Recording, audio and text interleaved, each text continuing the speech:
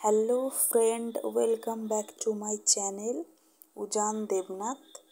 তো যারা যারা ভিডিওটা দেখছো অবশ্যই লাইক, কমেন্ট, সাবস্ক্রাইব করে দেবে চ্যানেলটা। আজকে তোমাদের সামনে নতুন রেসিপি নিয়ে এসেছি, পাস্তা। একদম ইউনিক স্টাইল। দেখো, ভালো লাগলে একটা লাইক, অবশ্যই সাবস্ক্রাইব দিয়ে যাবে। প্রথমে পাস্তাগুলো সেদ্ধ করে নিয়েছি, ঠিক আছে।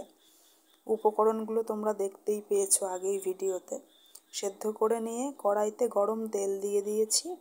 গরম তেলে সেই বাদামগুলো আমি ভাজতে দিয়ে দিয়েছি। বাদামগুলো একটু লালচে হয়ে আসলে বাদামটা আমি তুলে নিচ্ছি। এবার ওই তেলেই আমি একটা ডিম ভালো করে ফেটিয়ে নিয়ে দিয়ে দিলাম, ঠিক আছে। ডিমের মধ্যে কিছু দেওয়ার দরকার নেই, নর্মালি একটু ফেটিয়ে ডিমটা দিয়ে আগে থেকে ভেজে নিলে ডিমটা একটু মোটামুটি বোঝা যায়, ঠিক আছে।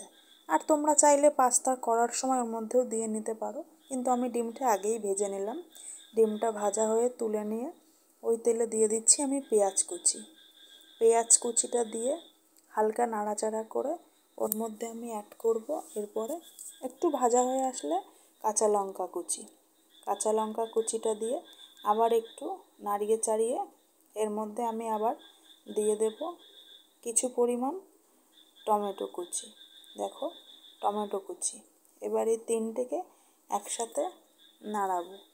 নাড়ানোর পর এতে আমি তোমাদের যে উপকরণগুলো দেখিয়েছিলাম সেগুলো সমস্ত কিছু একটা বাটিতে পেস্ট করে নিয়েছি। এর মধ্যে ছিল গোলমরিচ গুঁড়ো, ম্যাগি মশলা, সয়া সস, চিলি সস, কাসুন্দি, লবণ, টমেটো সস, সব কিছু একসাথে দিয়ে একটা ব্যাটার বানিয়ে নিয়েছিলাম, সেটা আমরা এতে অ্যাড করলাম। এরপরে ওই মশলার মধ্যে আমি দিয়ে দিলাম ভেজে রাখা ডিমটা, বাদামটা।